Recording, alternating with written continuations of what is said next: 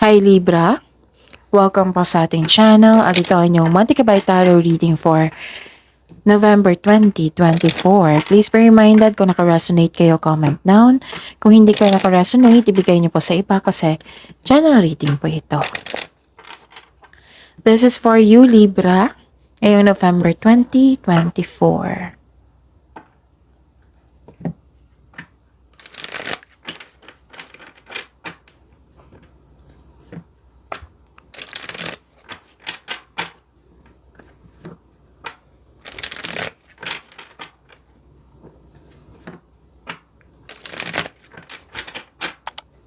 Para po ito sa inyo, Libra, ngayong November 2024.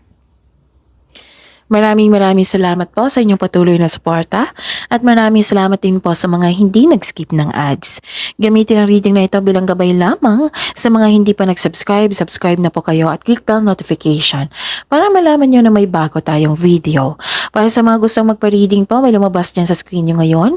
Panoorin nyo po at sundin ang instruction. Calling the attention sa mga suki ko dito na Libra. Open na po ang inyong Monte Cabay Tarot reading for November 2024. May 6 months from now reading tayo at love life reading po. So message me Libra for schedule. Maraming salamat po. Spirits Guide, mga ganap po para kay Libra ngayong November 2024.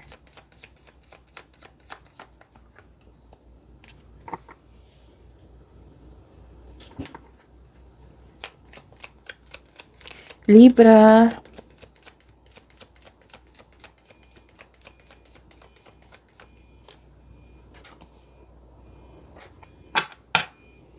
para po kay Libra ngayong November 2024.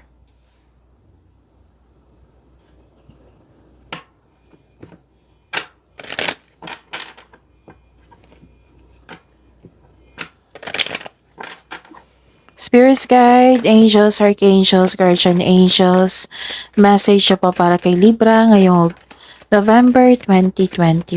I need 2 cards po.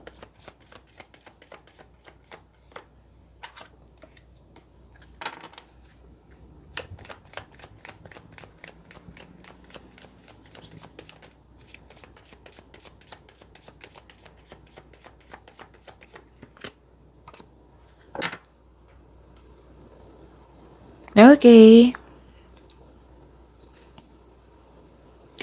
Ngayong November 2024, para kay Libra, may nakita ko ditong na-hired kayo kahit wala kayong experience. Yes, may nakita ko ditong new beginning also. May concern kayo sa immatured na tao. May humihingi ng time sa inyo dito na mas bata pa sa'yo. Or, pwedeng literal itong na bata na humihingi sa iyo ng attention. Or ito yung inner child nyo na humihingi ng attention sa iyo. Alam nyo ba sa pagbigay ng oras sa ating inner child, pati din sa sa literal na bata, ma-refresh yung energy nyo yan. Okay? At nakikita ko dito na sa mga na-stress ngayon, nagkaroon ng anxiety, nagkasakit, napagod, nagkaroon dito ng improvement sa inyong health. Nagkaroon na ng recovery. Yes. May nakita ko dito ng grupo ng tao na nagbigay ng suporta sa iyo. It might be this is your family. Nakikita ko rin dito yung personal growth, personal development po, tapos spiritual growth, andito din. And some of you, may panahon sa nature, nag-meditate kayo, nag-grounding kayo. Some of you, nakita ko dito na nagkaroon kayo ng panahon. At wow, may prosperity ako nakikita dito. May grupo ng tao. Di ba sabi ko sa inyo na may grupo ng tao. And I believe this is your family. Kasi 2 card na po nagsabi dito. Na grupo ng tao nag-uusap regarding sa property. Pwedeng nag-uusap regarding sa domestic matters. Pwedeng nagpahinga kayo o sa bahay. Pwede din the home base yung trabaho nyo. And some of you, yung nag-iisip kayo ngayon na, anong tawag nito, nag-iisip kayo na magbakasyon sa bahay kasi you felt relaxed and calm and security pag nasa bahay kayo. So yun, wow, this is prosperity ha. Ang ganda. So ang sabi ng Archangel Chamuel, peace comes from remembering the only love is real. So peace of mind, ang ganda. And ang sabi po ni Archangel Chamuel, your life purpose is triggering a blessed career change, career transition po. Ang ganda. Yan. Spirit's Guide, ano po yung energy ni Libra ngayong November 2024?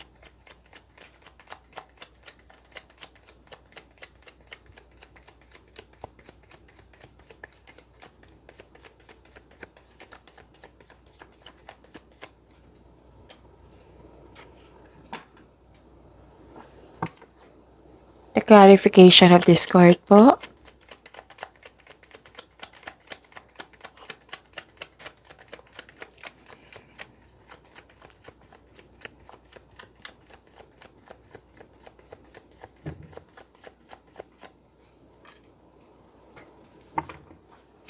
Okay, remember Libra, at the end of the day, alam mo na ikaw lang taong may kakayahan at responsable na gumawa ng sarili mong katotohanan at kinabukasan. So ano yung energy mo ngayon, Libra?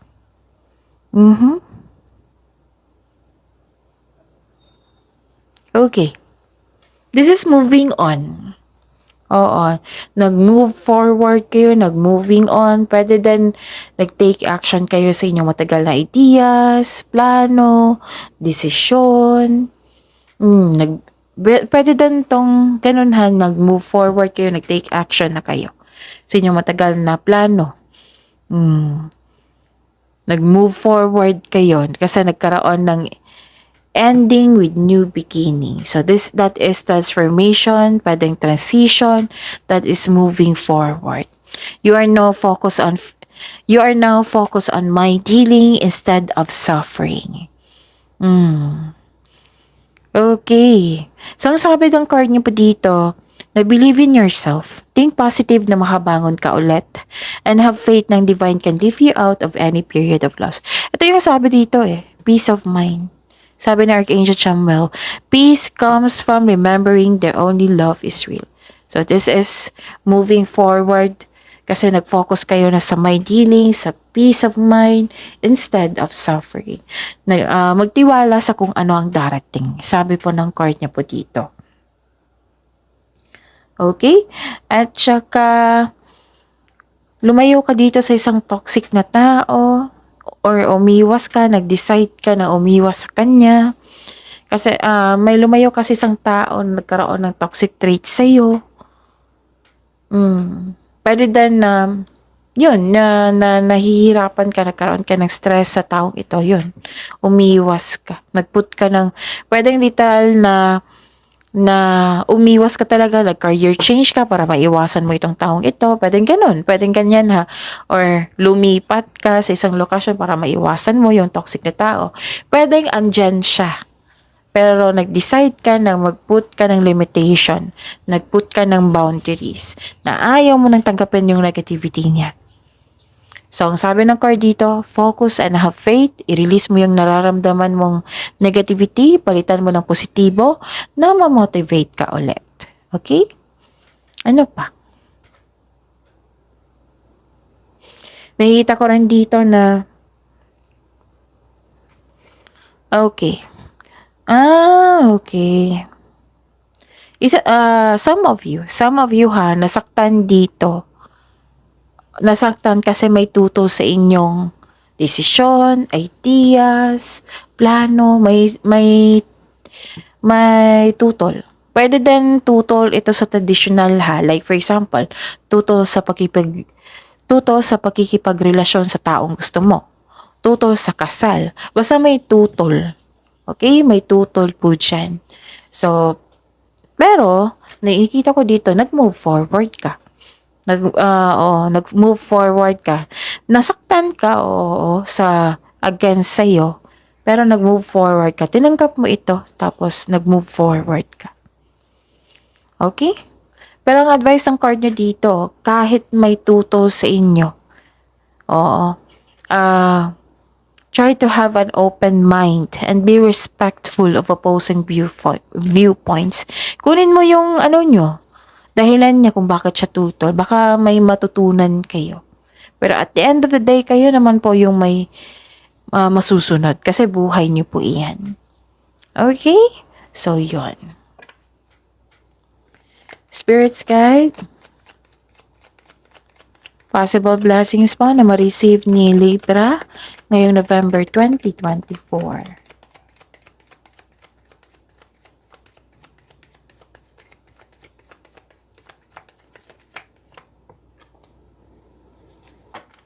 The clarification of this card po. Blessings po. Libra.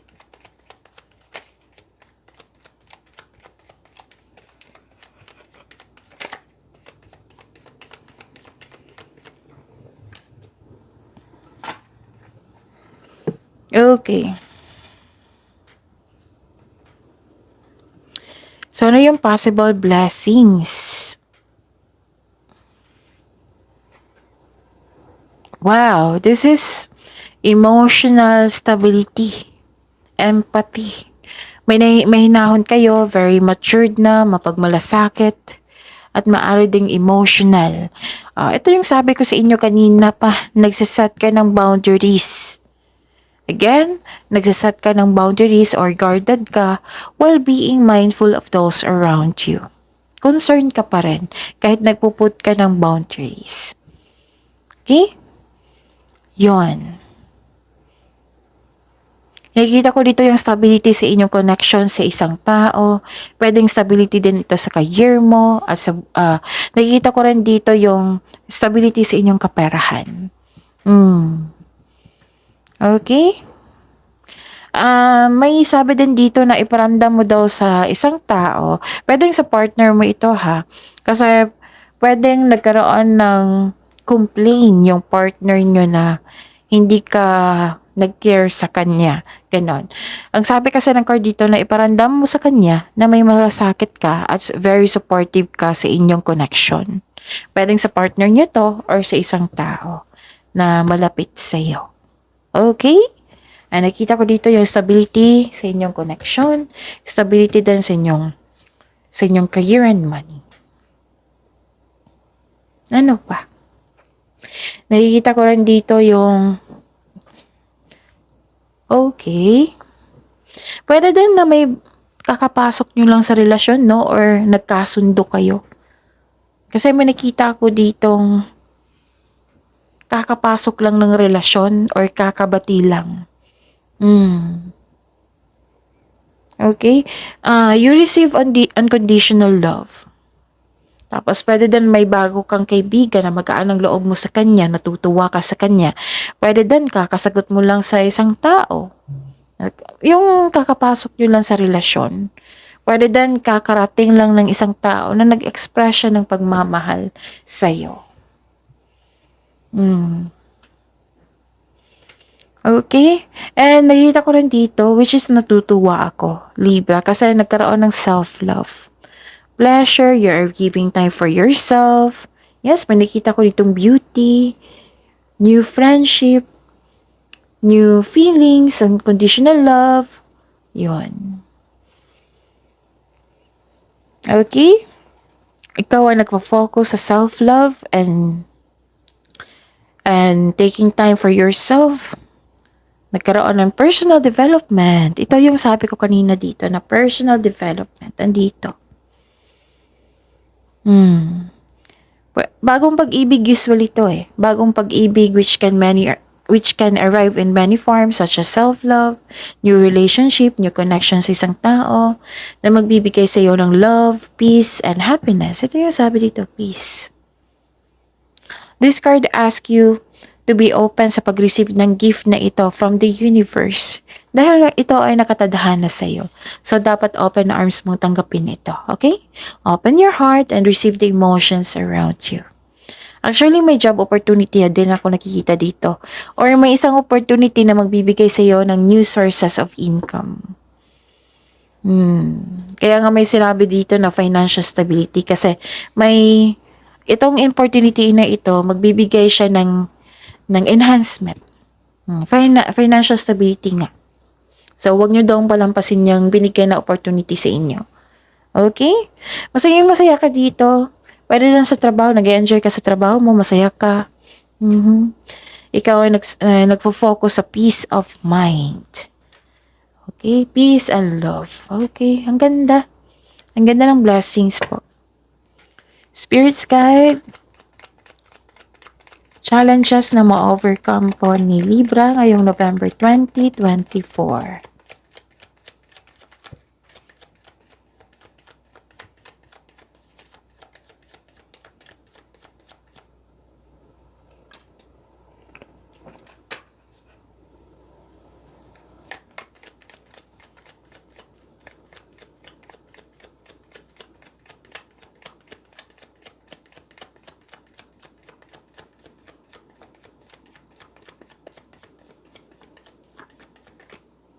Kunin ko to ha.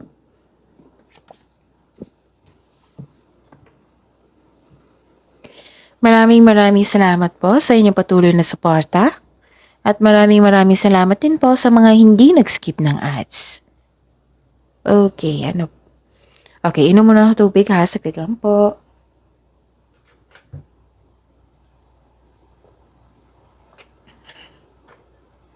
Okay.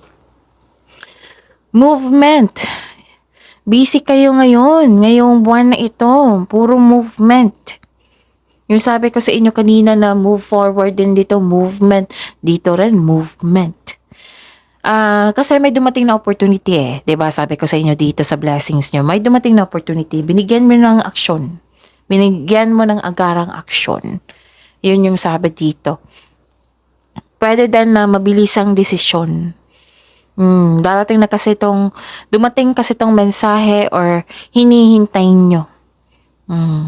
May parating na blessings na magbibigay ng saya sa iyo. Maaring may travel na magaganap po o isang bagong tao na darating sa iyong buhay. Nasabi din ito sa blessings nyo, di ba? Na may bagong tao na darating sa inyong buhay. Tapos, nakikita ko rin dito na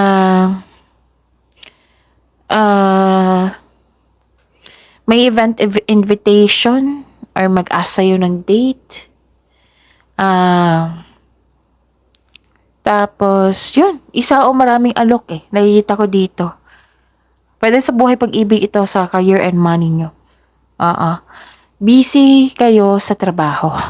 Talagang sinabi dito na busy kayo sa trabaho. Busy kayo sa trabaho ngayon, November 2024. Ideas. Naka-receive kayo ng ideas, which is blessings yan. May parating na exciting new opportunities. Actually, excited kayo sa nakilala nyong bagong tao or pwede din na excited kayo sa binigay sa inyo na opportunity. Kasi may exciting new opportunities ako nakita dito, pagbabago sa inyo. Okay, so this is I believe that is career transition. Sinabi dito, career transition. Your life purpose is triggering a blessed career change. Sabi ni Archangel Chamuel. Puro dito opportunities eh. So that is career transition. So financial stability, nakikita ko pa rin dito. Wow. Nagkaroon ng abundance sa kaperahan mo ngayon. Pero full of movement to ha. Oo. So expect na marami kayong gagawin ngayon. Okay? Kasi this is movement and transition eh. So, this is the clarification talaga. Career transition. So, magiging busy kayo. Pwede din na busy kayo sa kakadate. Kasi may nakita ko ditong may mag-invite nga sa inyo. At may sabi din dito na may mamimit kayong isang tao na importante sa inyo via travel. Pwedeng bagong partner mo ito na nakatadahan na sa inyo. Yes. Ang ganda. Ganda ng blessings sa maraming blessings. So, yung challenge sa inyo, expect na lang po kayo na marami kayong gagawin ngayon. At saka, ano pa? Nakikita ko rin dito na, okay. May paalalang card niyo po dito. Itong mga dumating sa inyo na opportunity, kahit sa love life man, kahit sa career and money man, pag-isipan niyo po ng mabuti bago niyo tanggapin. Kailangan ng konkretong plano para alam niyo yung gagawin niyo na magiging handa kayo. Kasi nakita ko dito na yung tinangkap niyo agad na hindi niyo pinag-isipan kung karapat-dapat ba, hindi niyo pinag-isipan na walang pagpaplano. So, yung sabi ng card, so create a concrete plan para makagawa kayo ng best choices, best decision, okay? So, pag-imanin yung blessings na binigay sa inyo, ang ganda.